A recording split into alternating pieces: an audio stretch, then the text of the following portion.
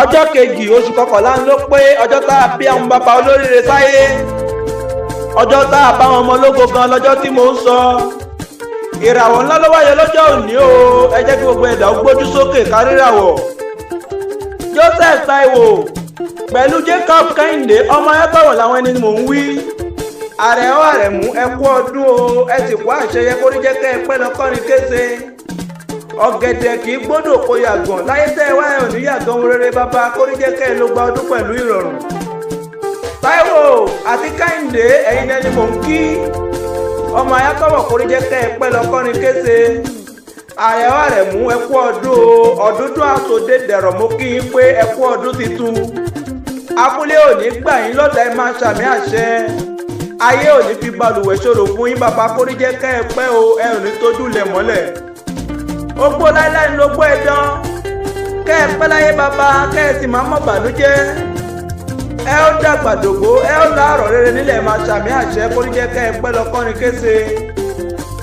Táyé olóògì rẹ̀ àtọmọ Kẹ́hìndé mo kí yín o, Àrẹ̀wọ̀ Àrẹ̀mú o, ẹ ò ní fa ìsàn lùgbà. Àbùdí ni tó lókun, ọgbẹ́ ojú omi kì í hàn láéláé. Láyé tẹ́ ẹ wá bàbá ẹ ò ní mọ̀ nira kó ní jẹ́ kẹ́ ẹ pẹ́ lọ́kọ́rin kése. Àwọn ọmọ yín ló ní kí n kí yín lọ́jọ́ òní o, wọ́n ní káwọn bàbá olóríire fún ọpẹ́ gan-an ní lókè pẹ̀. Àṣé tá a bá ní bàbá rere yẹ ká lè ṣèdúpẹ́. Ó tún wá yẹ ká lè yẹ wọn sí lọ́jọ́ tó bá ń bẹ láyé gan ni.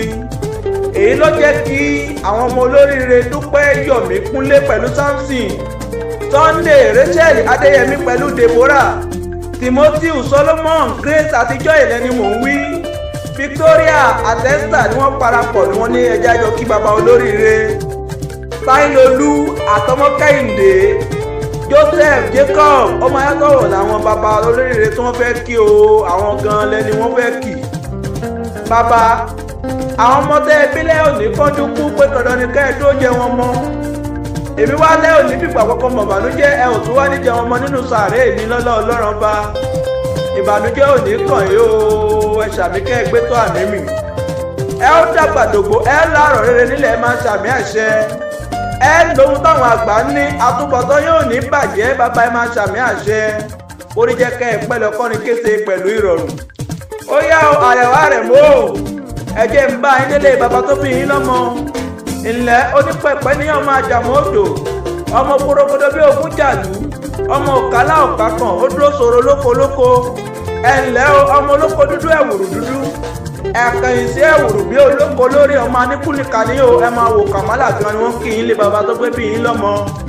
Ẹ̀ǹlẹ́ ọmọ oníkúrúbú sí wọ́ o, onípẹ̀pẹ́ ní ọmọ àjàmọ́ òjò, ọmọ àjàmọ́ ọ̀run gbà wọ́n bàbá táyé ní fúnni lọ́mọ, ẹ ò ní mọ̀ bànújẹ́ máa ṣàmì àṣẹ kó ní jẹ́ kẹ́ ẹ pẹ́ lọ́kọ́rin kése pẹ̀lú ìrọ̀rùn.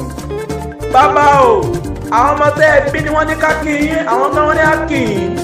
Ẹ jẹ́ tí wọ́n bá ilé àbí kan, ìmọ̀dún ọlẹ́rìnmọ́sà, ọ̀rọ̀ òwe ọmọ àjíṣan. Ọmọ igi kan tó yá dínà lẹ́rìn ní pópó olówé. Tí ara dú wọn gbọ́dọ̀ ṣe, èrò ẹ̀yìn wọn gbọ́dọ̀ yabẹ̀. Ìṣẹ́ pé orí ẹ̀ lódòdé tọmọ aráyé bí bọ́ kí lè bàbá ẹ̀yìn.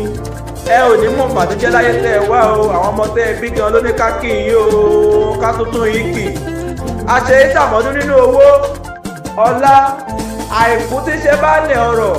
Bàbá ẹ ti rọ́dún èyí, ẹ ó ṣe tàmọ́dún, ẹ wá ní ṣe nílé ìwòsàn ẹ máa ṣàmì àṣẹ.